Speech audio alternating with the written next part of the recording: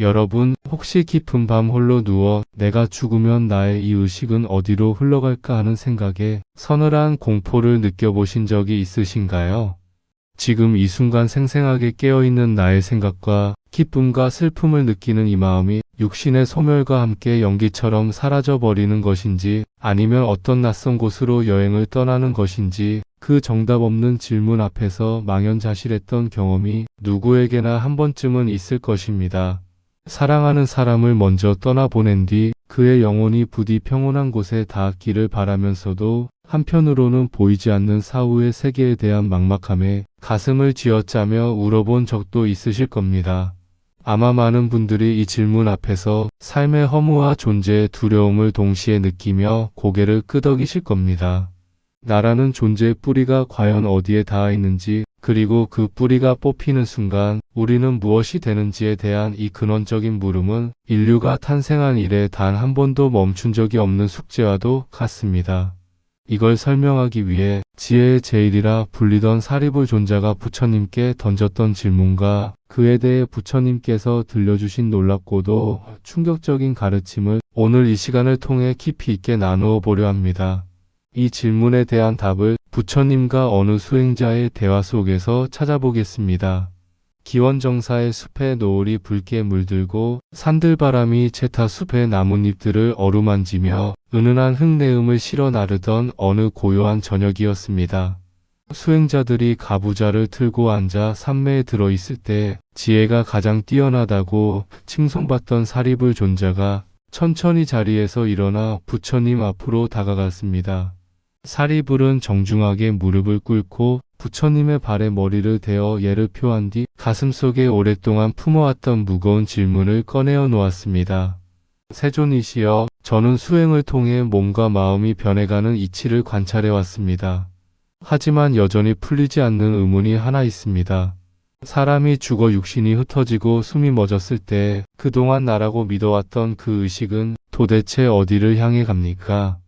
그것은 마치 새가 둥지를 떠나듯 다른 몸을 찾아가는 것입니까?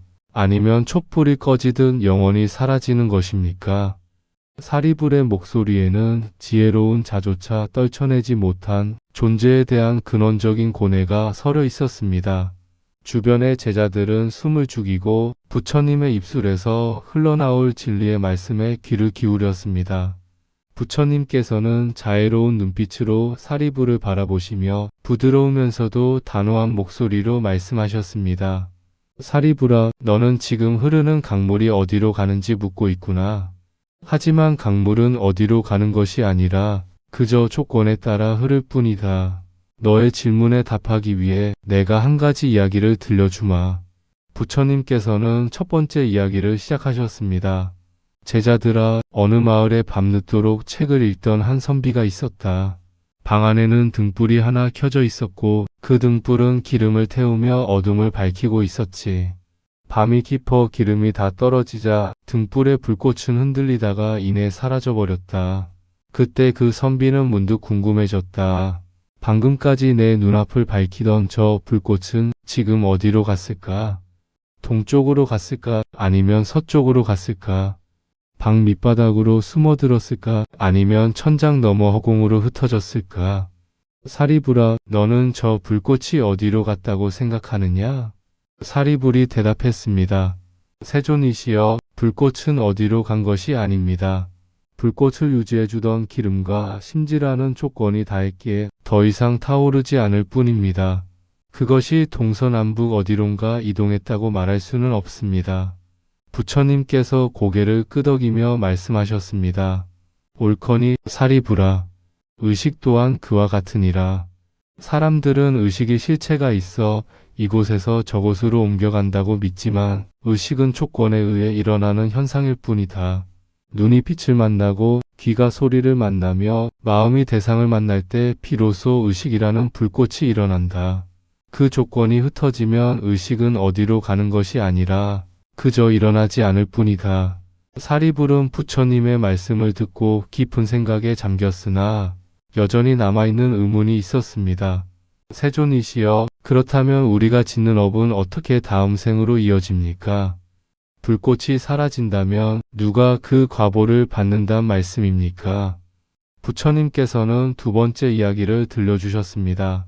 수행자들이여, 강가에 두 척의 배가 있다고 하자. 한 척의 배에서 다른 쪽 배로 촛불을 옮겨 붙이려 한다.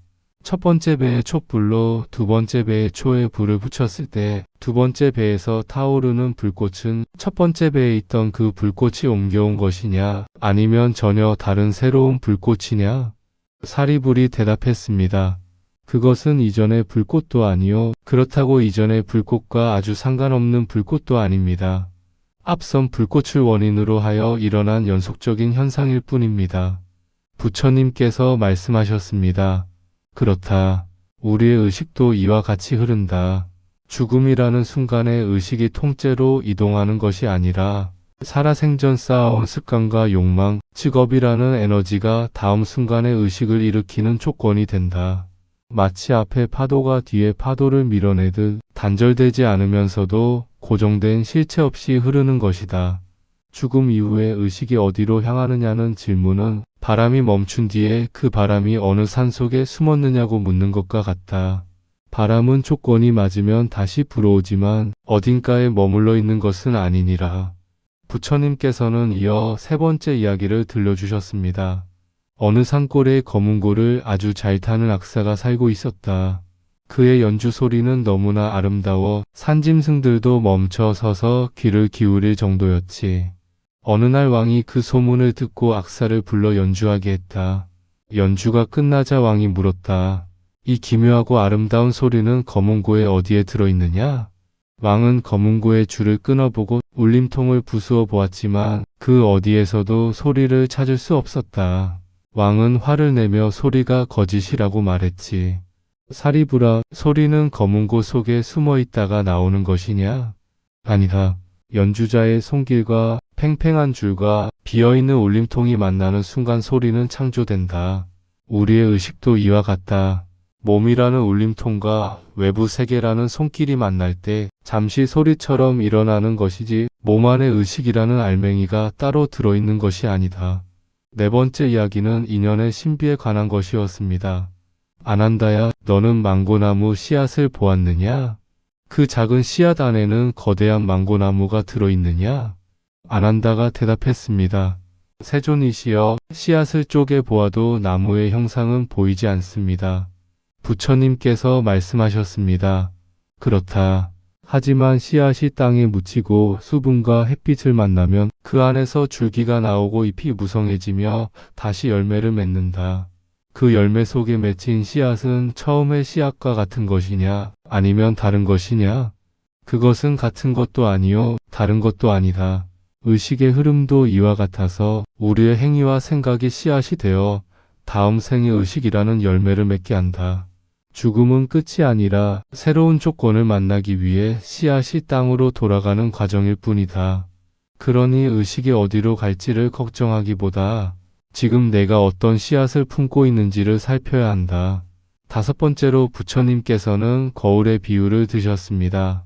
수행자들이여, 맑은 호수 위에 달이 떠 있다고 하자. 호수물 위에는 밝고 둥근 달의 형상이 비친다. 그때 누군가 돌을 던져 호수물을 휘저으면 달의 형상은 사라진다. 그러면 그 달은 어디로 간 것이냐? 하늘의 달은 여전히 그곳에 있지만 호수라는 조건이 흔들리니 비친 달이 사라진 것뿐이다. 중생들은 호수에 비친 달이 진짜 나라고 믿으며 그것이 사라질까봐 전전긍긍한다.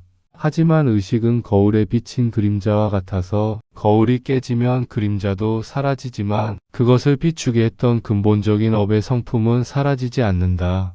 죽음은 단지 거울을 바꾸는 것과 같으니 비친 모습에 집착하여 슬퍼할 이유가 무엇이냐. 여섯 번째 이야기는 집의 비유였습니다. 어떤 사람이 오래된 낡은 집을 고치며 살고 있었다.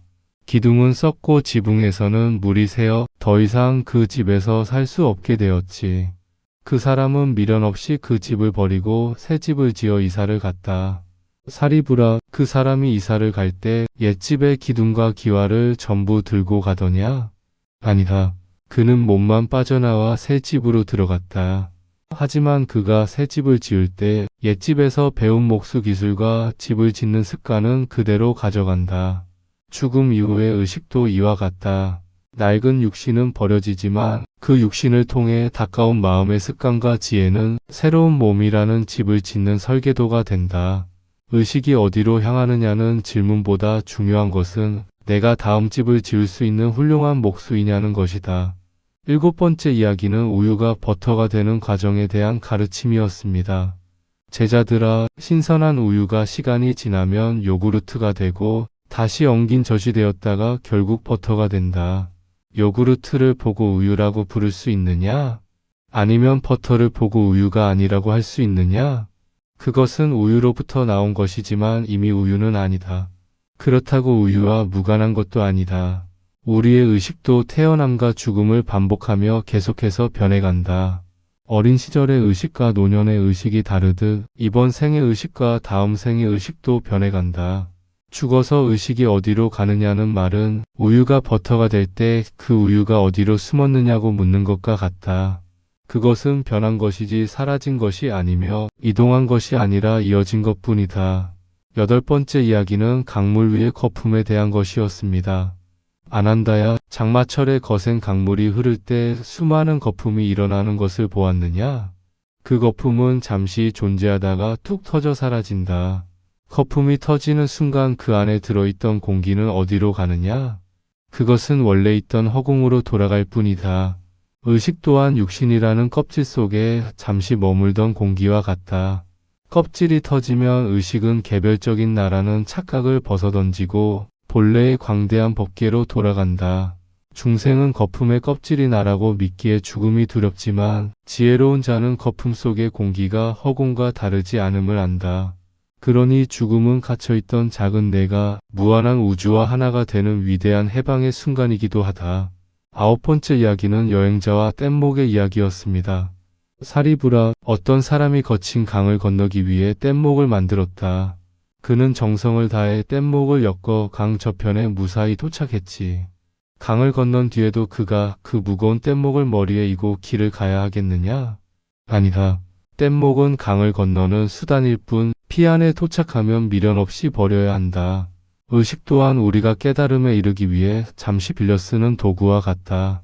죽음의 순간에 의식이 어디로 갈지를 고민하는 것은 강을 건넌 뒤에 뗏목을 어디에 보관할지를 걱정하는 것과 같다. 참된 자아를 깨달은 자에게는 가고움이 본래 없으니 의식의 행방을 묻는 것이 무의미해진다. 10번째 이야기는 화살을 맞은 사람의 비유였습니다. 수행자들이여, 톡 화살을 맞은 사람이 있다고 하자. 그는 의사가 화살을 뽑으려 하자 이렇게 말했다. 이 화살을 쏜 사람이 누구인지, 성씨가 무엇인지, 키가 큰지 작은지 알기 전에는 화살을 뽑지 않겠소. 이 화살의 깃털이 매의 것인지 독수리의 것인지 알기 전에는 치료받지 않겠소. 그 사람은 그 질문의 답을 얻기도 전에 독이 퍼져 죽고 말 것이다. 죽음 이후에 의식이 어디로 가는지, 사후 세계가 어떻게 구성되어 있는지를 따지는 것은 이와 같다. 그것은 형이상학적인 유의일 뿐 지금 당장 내 가슴에 박힌 고통과 집착의 화살을 뽑는데 아무런 도움이 되지 않는다. 의식의 행방을 묻기 전에 지금 이 순간 생겨나고 사라지는 내 마음의 생멸을 관찰하라. 그것이 죽음의 공포에서 벗어나는 유일한 길이다. 부처님의 2열까지 일화는 사리불과 제자들에게 엄청난 충격을 주었습니다. 우리는 흔히 나라는 영혼이 있어 이 몸에서 저 몸으로 옷을 갈아입듯 옮겨간다고 믿거나 아니면 죽음과 동시에 모든 것이 허무하게 끝난다고 믿습니다. 하지만 부처님께서는 이 양극단의 생각을 모두 깨부수셨습니다. 의식은 고정된 실체가 아니며 조건에 따라 일어나는 현상일 뿐이라는 가르침은 당시 사람들에게는 가히 혁명적인 것이었습니다. 이 가르침이 오늘날 우리의 삶과 어떻게 연결되는지 현대인의 사례를 통해 좀 더 구체적으로 살펴보겠습니다. 여기 어느 50대 남성인 박상우 씨의 이야기가 있습니다. 박상우 씨는 평생을 성실하게 일하며 가정을 꾸려온 평범한 가장이었습니다. 그는 젊은 시절부터 늘 앞만 보고 달려왔고 언젠가는 남부럽지 않은 노후를 보내리라는 희망으로 하루하루를 버텼습니다. 그런데 어느 날 갑자기 찾아온 건강검진 결과는 청천벽력 같았습니다. 암이 이미 깊숙이 진행되어 남은 시간이 그리 많지 않다는 선고를 받은 것입니다. 그날 이후 박상우 씨의 밤은 공포로 가득 찼습니다. 침대에 누워 천장을 바라보면 내가 사라진다는 생각에 숨이 막혀왔습니다. 내 모든 기억, 내 사랑하는 아내와 자식들의 얼굴, 내가 평생 일구어온 성취들, 이 모든 것을 느끼고 인지하는 나의 의식이 어느 순간 전구가 나가듯 깜깜해져 버린다면 그 뒤에는 무엇이 남을까? 아무것도 없는 무의 세계로 떨어진다는 것이 그를 극도의 불안 속으로 몰아넣었습니다.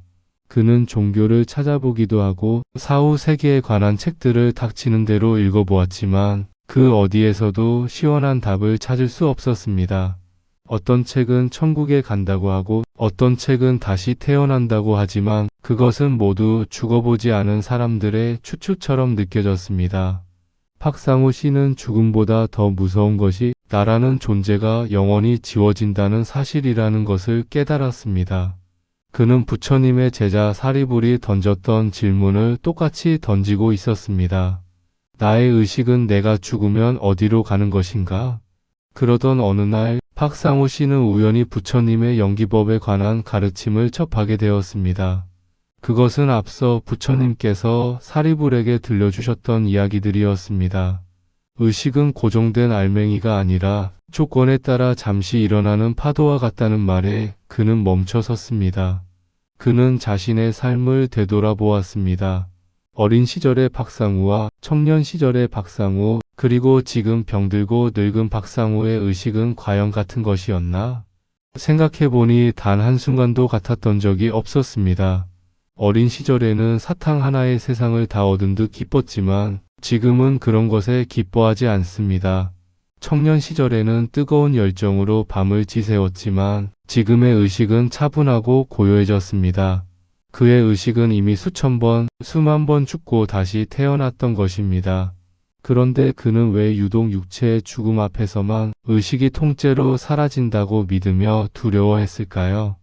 그는 부처님의 비유처럼 자신의 의식이 검은고의 소리와 같다는 것을 조금씩 이해하기 시작했습니다. 검은고 줄이 끊어지면 소리는 멈추지만 그 소리를 만들었던 연주자의 마음과 기술은 사라지지 않습니다. 자신이 이 세상에 남긴 선한 행동들, 아이들에게 전해주었던 사랑의 말들, 어려운 이웃에게 베풀었던 따뜻한 손길, 그 모든 업의 에너지는 이미 주변 사람들에게 전달되어 또 다른 의식의 물결을 일으키고 있었습니다.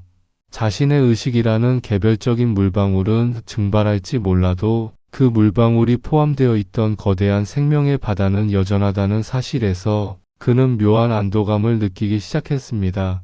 박상우 씨는 죽음을 앞두고 공포 대신 관찰을 선택했습니다. 숨이 가빠올 때면 지금 숨이 가쁘다는 조건 때문에 고통이라는 의식이 일어나는구나 하고 바라보았습니다. 딸의 손을 잡을 때면 따뜻한 촉감이 사랑이라는 의식을 일으키는구나 하고 느꼈습니다. 그는 이제 의식이 어디로 갈지를 묻지 않았습니다. 대신 지금 이 순간 일어나는 의식의 불꽃을 소중히 여기며 주변 사람들에게 축복의 마음을 전하는 데 집중했습니다. 그가 세상을 떠나던 날 그의 표정은 그 어느 때보다 평온했습니다. 그는 자신이 어디로 가는 것이 아니라 그저 인연에 따라 흩어지고 다시 모일 뿐이라는 진리를 몸소 보여주었습니다. 박상우 씨의 사례는 우리에게 중요한 사실을 시사합니다.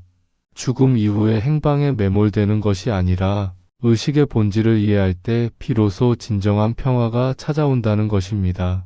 그렇다면 우리는 이 지혜를 바탕으로 현실에서 어떻게 살아야 할까요? 죽음의 공포를 이겨내고 삶의 의미를 완성하기 위한 구체적인 방법 3가지를 제안해 드립니다. 첫째로, 나라는 실체에 대한 집착에서 한 걸음 물러나야 합니다. 우리는 흔히 변하지 않는 나라는 영원히 몸속에 들어있다고 생각합니다. 하지만 부처님께서 가르쳐 주셨듯이 우리는 조건에 따라 끊임없이 변하는 흐름일 뿐입니다. 매일 아침 거울을 보며 어제의 나와 오늘의 내가 다르다는 것을 인지해 보십시오. 나의 생각도, 나의 세포도, 나의 감정도 매 순간 흐르고 있습니다.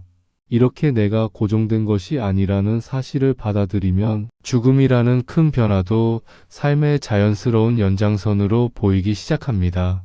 내가 사라지는 것이 아니라 내가 변하는 것이라고 관점을 바꾸십시오. 그럴 때 죽음은 공포의 대상이 아니라 우주의 거대한 순환 속으로 돌아가는 성스러운 과정이 됩니다. 둘째로, 아름다운 업의 씨앗을 심는 데 집중해야 합니다. 의식이 어디로 향하느냐는 질문에 부처님께서는 업의 연속성을 말씀하셨습니다. 내가 죽어 나의 이름은 잊혀질지 모르지만 내가 이 세상에 남긴 말과 행동은 에너지의 형태로 남습니다. 오늘 내가 누군가에게 건넨 따뜻한 위로 한마디는 그 사람의 마음속에 씨앗으로 남고 그것은 다시 또 다른 선행으로 이어집니다. 이것이 바로 의식이 이어지는 방식입니다. 나라는 개별적인 자아를 넘어서서 내가 세상에 어떤 에너지를 보태고 있는지를 고민하십시오. 남을 돕고 진실하게 살며 지혜를 닦는 과정에서 쌓인 선한 업은 죽음의 순간에 우리를 가장 든든하게 지켜주는 자산이 됩니다. 그 선한 에너지가 다음 순간의 의식을 더 밝고 맑은 곳으로 이끄는 자력이 될 것입니다. 셋째로, 지금 이 순간 생생하게 깨어있는 연습을 해야 합니다. 죽음이 두려운 이유는 우리가 늘 과거를 후회하거나 미래를 불안해하며 현재를 살지 못하기 때문입니다. 부처님께서는 톡화살의 비유를 통해 사후 세계에 대한 집착보다 현실의 고통을 해결하는 것이 시급하다고 말씀하셨습니다. 지금 내가 차를 마시고 있다면 그 차의 향기와 온기를 온전히 느껴보십시오. 누군가와 대화하고 있다면 그 사람의 눈동자와 목소리에 온 마음을 다하십시오. 현재에 온전히 깨어있을 때 시간이라는 환상은 사라지고 죽음이라는 두려움도 힘을 잃습니다.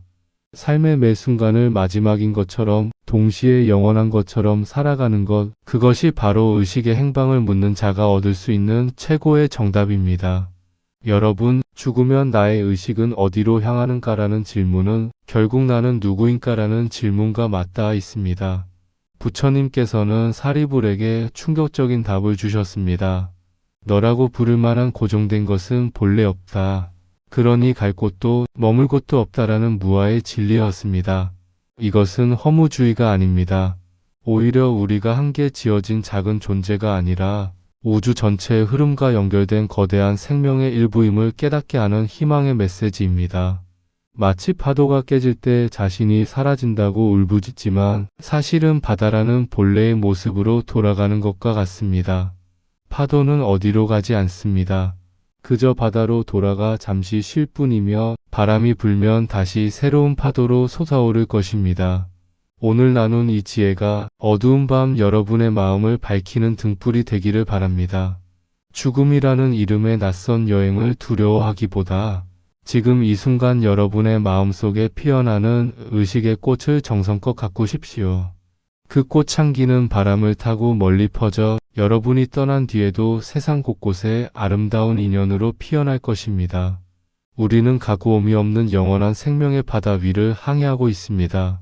그 항해의 끝에서 우리는 모두 본래의 고요한 집으로 돌아가게 될 것입니다. 오늘 이야기가 삶과 죽음이라는 거대한 바다에서 길을 잃은 여러분의 마음에 작은 나침반이 되었기를 바랍니다. 지혜의 파도가 멈추지 않고 여러분의 일상에 스며들 수 있도록 구독과 좋아요로 이 지혜의 여정에 힘을 보태주십시오.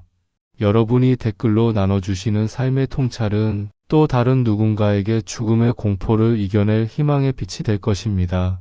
부디 평온하고 지혜로운 하루 되시길 기원합니다.